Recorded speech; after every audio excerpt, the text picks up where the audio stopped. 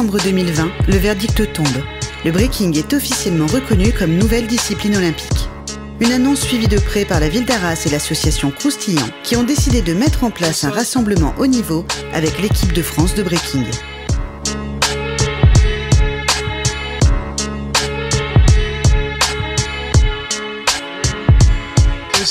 À cette occasion, les jeunes compétiteurs de l'association Croustillant ont eu la chance de partager des moments privilégiés avec une partie de ceux qui représenteront la France lors des Jeux Olympiques de Paris 2024.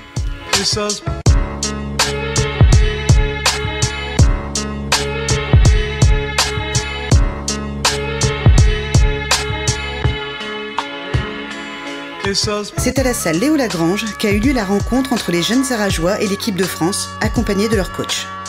Au programme, 2 jours d'entraînement qui se clôtureront par un battle d'exhibition organisé par le centre culturel Le Pharos.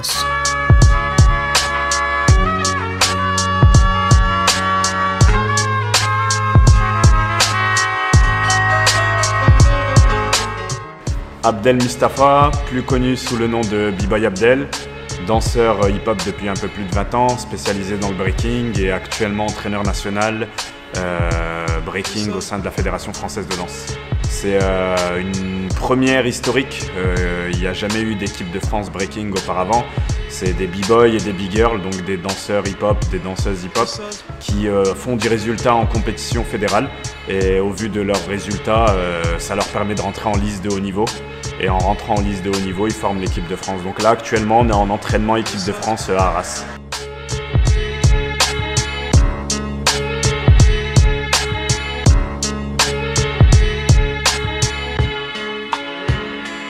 Il faut savoir qu'on a différents types de rassemblements d'entraînement d'équipe de France. On a des entraînements spécialisés dans des lieux institutionnels comme l'INSEP à Paris, où on est vraiment en immersion et en entraînement pur et dur, technique, préparation physique et tout ça. Et on a d'autres entraînements sur le territoire, où on se déplace un peu partout en France, comme aujourd'hui à Arras.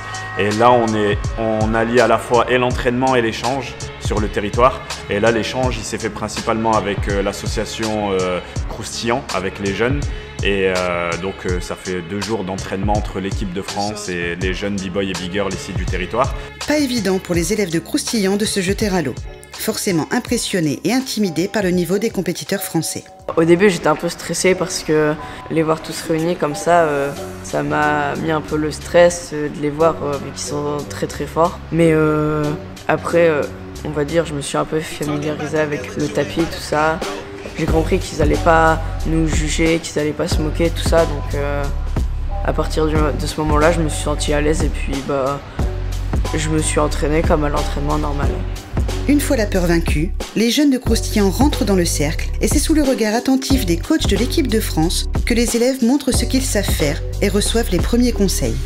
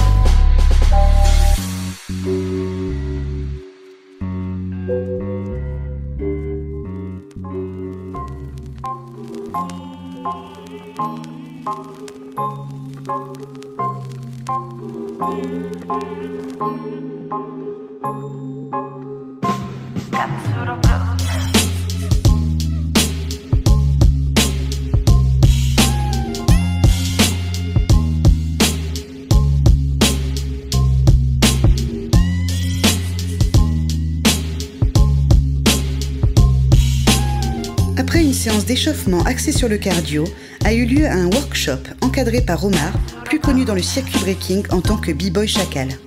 Omar Emichi, aka B-Boy Chacal, la squad crew, Arabic Flavor, danseur, prof, interprète. 5, 6, 7, hey, chac, chac, chac, chac, chac, et un step, et marche arrière, ok? Donc j'ai commencé la danse dans les années 2000. J'ai fait partie de groupes français comme la Squad, Arabic Flavor, et aussi j'ai fait partie des aventures d'avant à Alger avec mon groupe Zélie One. Donc voilà, je suis un passionné de la musique, un passionné du son, un passionné du top rock, un passionné de la danse, un passionné de la culture hip-hop. Est-ce que vous pouvez me donner plusieurs versions de l'écoute musicale? C'est ça que je dis. Est-ce qu'on va juste danser sur le temps fort, ou des fois je vois des choses qui sont dans la musique mais qui n'ont rien à voir avec le temps fort? Vous voyez un peu ce que je veux dire? Aujourd'hui c'est particulier parce que je viens justement pour donner de mon savoir, de mon expérience. Donc je suis là en tant que coach, en tant qu'entraîneur. Et puis j'essaie d'apporter un petit peu, travailler sur les défauts et puis travailler aussi sur les points forts de chacun. Et puis essayer d'apporter de mon expérience et leur donner des clés, des outils pour pouvoir avancer. Deuxième exercice, c'est pas le temps fort, c'est le contre-temps. D'accord? C'est quoi le contre-temps? C'est une question. Le cours de ce matin, voilà, on peut pas non plus donner tous les conseils. On n'est pas des magiciens déjà. On passe un message qui a déjà été dit depuis des années.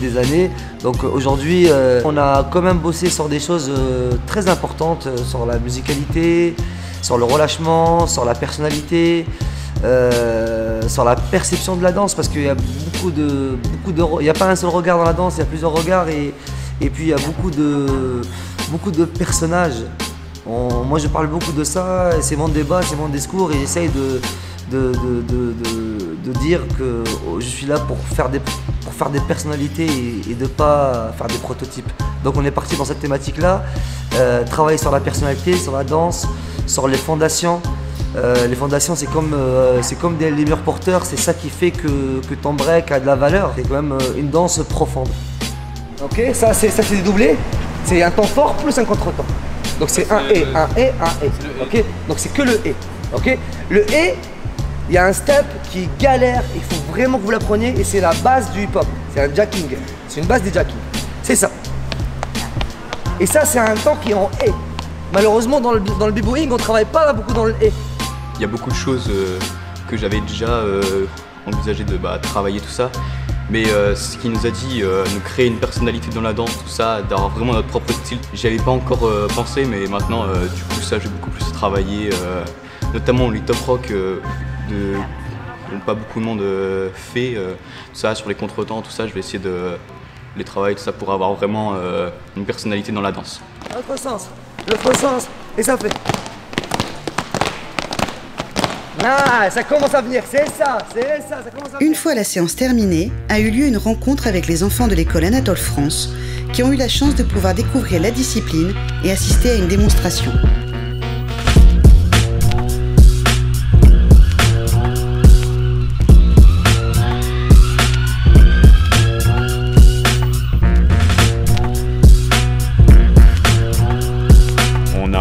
On a vraiment bien aimé, on a kiffé s'entraîner ici, il y a un très bon accueil, autant de la municipalité que de l'association. On commence à rencontrer dans les équipes municipales de plus en plus de personnes ici du milieu qui connaissent la discipline, et là ça s'est ressenti sur ce rassemblement-là. On a été accueillis comme il le fallait, que ce soit d'un point de vue technique pour les entraînements, la musique, le sol, l'accueil d'un point de vue général, la restauration, l'hébergement, et on remercie tous ceux qui ont contribué à la mise en place de ce rassemblement à Arras.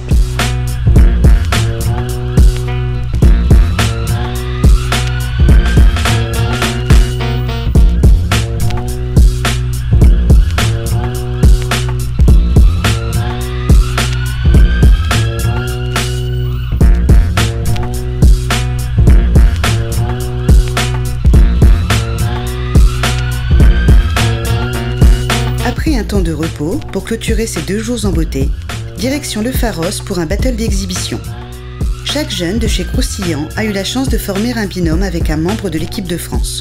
Covid oblige, pas de public, mais une captation vidéo retransmise en direct sur internet par l'équipe du Pharos.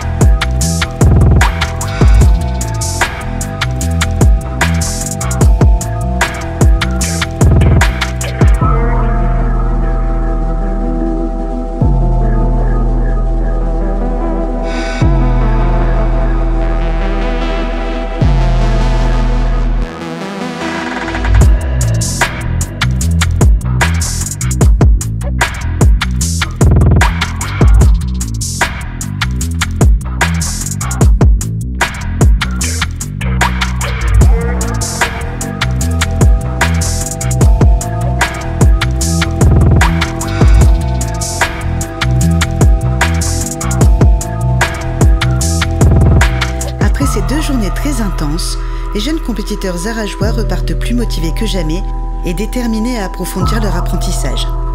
Qui sait, peut-être intégreront-ils à leur tour l'équipe nationale pour représenter la France aux Jeux Olympiques.